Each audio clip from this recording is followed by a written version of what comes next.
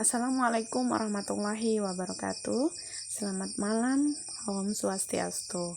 Bagaimana keadaan hari ini adik-adik mahasiswa? Mudah-mudahan semuanya masih sehat dan semangat ya. Malam hari ini kita masuk di mata kuliah perilaku keorganisasian dengan materi nilai-nilai manusia. Dan hari ini kita masuk di pertemuan yang keempat. Baik, sebelum kita masuk materi, kita ada tujuan pembelajaran di sini. Yang pertama adalah menjelaskan nilai-nilai pada manusia. Yang kedua, faktor-faktor yang menentukan kepribadian. Yang ketiga itu menjelaskan model teori kepribadian. Nah, di sini sebelum kita masuk nilai-nilai manusia, kita mempelajari tentang perilaku manusia ya. Jadi perilaku manusia ini dianalisis dengan menggunakan prinsip-prinsip dasar perilaku manusia yang ada saat ini ataupun yang pernah ada sebelumnya. Menurut Miftah Toha, ini ada prinsip dasar perilaku manusia ya. Yang pertama adalah manusia berbeda perilakunya karena memiliki kemampuan yang tidak sama ya. Karena memang kita manusia itu diciptakan berbeda-beda, pastinya memiliki kemampuan pun juga tidak sama. Kemudian manusia mempunyai kebutuhan yang berbeda. Kemudian orang berpikir tentang masa depan dan membuat pilihan tentang bagaimana bertindak mewujudkannya. Jadi biasanya ketika kita memiliki mimpi, nah bagaimana cara orang tersebut untuk mewujudkannya ya? Bagaimana dia mampu untuk membuat mimpi itu menjadi kenyataan. Kemudian seseorang memahami lingkungannya dalam hubungannya dengan pengalaman masa lalu dan kebutuhannya. Jadi biasanya ada orang bilang bahwa pengalaman ini adalah pembelajar yang sangat berarti. Jadi ketika kita banyak pengalaman, pastinya kita lebih memahami lingkungan. Nah, baik itu lingkungan pekerjaan karena kita banyak pengalaman dalam dunia pekerjaan, ataupun lingkungan masyarakat ya. Jadi memang lingkungan ini bisa mempengaruhi ataupun bisa memahami tentang bagaimana kita bersosialisasi ataupun bagaimana kita bisa menyikapi lingkungan kita karena adanya pengalaman yang berharga. Kemudian kita masuk nilai-nilai yang ada pada manusia. Salah satu teori personality yang cukup populer ditulis oleh Edward Spranger pada bukunya Types of Men tahun 1914 ya, yang dimana 6 nilai personality manusia. Yang pertama adalah theoretical, jadi adalah orang yang teoritis, orang yang suka akan ilmu pengetahuan dan pencarian kebenaran dari kehidupan. Jadi biasanya ketika orang seperti ini adalah tipe-tipe orang yang dimana dia tidak langsung menerima informasi itu langsung dibenarkan atau disalahkan, tetapi dia mencari tahu dulu ya. Jadi dia menambah ilmu pengetahuannya dengan mencari kebenaran dari informasi tersebut. Kemudian utilitarian, ekonomis, orang yang menginginkan hasil terbanyak dari apa yang dimiliki dan dikerjakannya. Jadi ekonomis itu artinya ketika kita bekerja sesuai dengan apa yang kita kerjakan. Jadi ketika kita bekerja sesuai dengan kerjaan kita dan juga hasil yang kita dapatkan. Misalnya kita bekerja dalam suatu perusahaan. Nah, dalam suatu perusahaan itu kita sudah bekerja keras, dari mungkin kita sudah lakukan lembur, tambahan jam kerja, tetapi kita juga harus mendapatkan hasil yang setimpal ya. Harus mendapatkan hasil yang setimpal sesuai dengan apa yang kita keluarkan atau apa yang kita sudah lakukan. Nah, yang ketiga adalah estetik atau keindahan. Orang yang menyukai keindahan bentuk, warna, harmonisasi dan makna kehidupan. Artinya bahwa ketika orang tersebut dalam dunia pekerjaan atau di lingkungan rumah, dia memang selalu menyukai yang namanya kenyamanan. Kenyamanan dalam artian bahwa ketika ada misalnya di rumah itu bersih dengan warna bunga atau dengan lingkungan dia yang sangat bersih, indah dipandang, ini adalah orang yang bersifat atau nilai kehidupan atau nilai personalitinya dikatakan estetik. Yang keempat adalah sosial. Sosial orang yang memperhatikan orang lain dan menyukai dan mampu connect dengan orang lain dalam networknya. Artinya adalah sosial ini adalah orang yang dimana dia suka memberi, kemudian juga ketika dia masuk dalam dunia kerja, dia mampu untuk bergaul dengan semuanya. Jadi dia bisa menciptakan pekerjaan itu dengan baik dengan orang-orang yang ada di sekitarnya, atau sosial yang ada di lingkungannya itu sangat baik ya. Dia bisa merangkul semua orang, dia bisa bekerja dalam lingkup itu. Ini adalah orang sosial. Jadi sosial itu juga bisa dikatakan bahwa juga dia mampu untuk membantu orang lain atau tidak berpikir bahwa akan ada kerugian di dalam dirinya.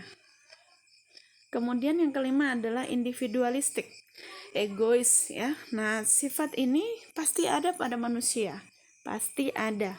Tidak ada manusia yang tidak egois. Tetapi egois dalam artian mempertahankan apa yang kita memang yakini benar, itulah yang bagus ya. Jadi memang menganggap dirinya yang terpenting dan terbaik dalam hidup ini. Bisa dianggap egois itu juga bisa bagus, dan ada juga kejelekannya. Kejelekannya adalah ketika egois itu tidak mampu mendengarkan orang lain. Kemudian tradisional, religius, spiritualis, orang yang mementingkan makna terdalam yang ada pada jiwa kita. Jadi memang tradisional tuh lebih ke religius ya. Jadi memang itulah 6 nilai manusia atau 6 nilai dari personality seseorang.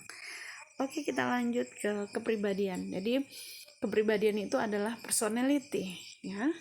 Jadi ini menurut Allport menyatakan kepribadian adalah organisasi dinamis dalam individu sebagai sebuah sistem psikofisis yang menentukan cara yang khas dalam menyesuaikan diri terhadap lingkungan. Jadi kepribadian ini biasanya kita menyesuaikan diri terhadap lingkungan atau tempat kita berkumpul ya. Kita bisa menyesuaikan kepribadian kita dengan orang lain, baik itu lingkungan kerja, baik itu di rumah, baik lingkungan masyarakat. Nah, ini adalah faktor-faktor yang menentukan kepribadian ya.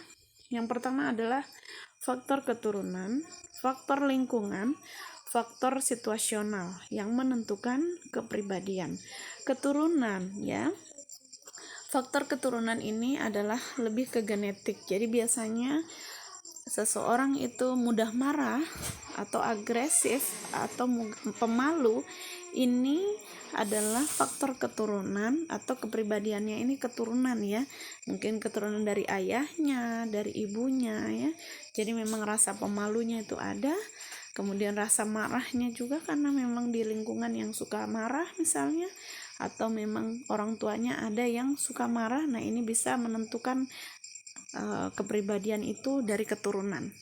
Kemudian dari lingkungan. Nah, lingkungan ini adalah dimana seseorang itu ketika berada dalam masyarakat misalnya, nah atau berada dalam lingkungan pertemanan atau berada dalam lingkungan kantor. Ini juga tergantung dari lingkungan yang ada. Terkadang ada pepatah yang bilang bahwa orang yang baik atau bertemanlah sama orang baik nanti akan ikut baik. Jadi memang ini bisa menentukan ya kepribadian seseorang, meskipun mungkin keturunannya adalah orang-orang yang baik misalnya, kepribadiannya adalah orang-orang yang baik, tetapi kita masuk di lingkungan, kita temukan lingkungan tadi yang kurang baik secara tidak langsung. Ketika kita intens masuk ke dalam lingkungan kepribadian orang yang tidak baik, pasti kita akan mengikuti yang tidak baik ya. Tergantung dari kepribadian kita, mampu atau tidak kita untuk bisa menekan atau mampu untuk men-skat ya, supaya kita tidak mengikuti hal-hal yang buruk. Kemudian situasi. Nah, tadi di keturunan ataupun di lingkungan itu kan saling keterkaitan ketika ada situasi. Misalnya, kita dalam bekerja disuruh untuk misalnya maju ke depan untuk presentasi. Karena kita ini pemalu ini keturunan dari faktor keturunan ya, kita pemalu, tapi karena kita ini di dalam dunia kerja kita disuruh tampil atau presentasi, mau tidak mau kita harus bisa. Nah, ini adalah dimana kepribadian ini sesuai dengan situasional. Kemudian tipe-tipe kepribadian manusia ya. Tipe-tipe kepribadian manusia ini ada sanguinis, dipengaruhi oleh darah. Jadi biasanya kalau sanguinis ini lebih ke Gembira, optimis atau berpikir yang baik ya. Kemudian koleris dipengaruhi oleh empedu kuning, ini mudah marah. Ini tipe-tipe kepribadian manusia ya. Jadi ada orang yang mungkin koleris, terlalu mudah marah. Jadi sedikit kita singgung dia sudah mudah marah. Kemudian melankolis, ini dipengaruhi oleh empedu hitam, murung, depresif. Jadi melankolis ini lebih banyak ke depresif. Kita mungkin bercerita sedikit tetapi dia mengingat masa lalunya, dia kembali lagi ke depresi atau selalu mengingat masa lalu. Kemudian flegmatis ini dipengaruhi oleh cairan lendir, tenang, lamban, tidak mudah dirangsang. Artinya flegmatis itu adalah orang yang selalu tenang ya, meskipun dalam situasi genting tetapi dia mampu untuk mengendalikan dirinya. Ketika mau marah, dia bisa mengendalikan dirinya. Inilah tipe-tipe kepribadian manusia yang memang setiap manusia sudah memiliki kepribadian masing-masing ya, sudah memiliki kepribadian masing-masing. Makanya ketika kita kuliah seperti ini, kita harus bisa berteman dengan orang-orang yang dimana ada yang di sisi orang yang baik, ada yang tidak baik, tetapi dua-duanya kita rangkul. Kemudian bagaimana kita menempatkan pribadi kita itu dalam dua situasi tersebut, harus kita mampu untuk lingkungan yang berbeda ya. Kemudian faktor keturunan kita juga bisa mengikuti di dalamnya. Kita ambil yang baiknya, kemudian kita buat menjadi pribadi kita yang lebih baik. Oke, terima kasih. Semoga ilmunya bermanfaat. Jangan lupa untuk ditanyakan apabila kurang dipahami. Terima kasih adik-adik mahasiswa. Assalamualaikum warahmatullahi wabarakatuh. Selamat malam. Om Swastiastu.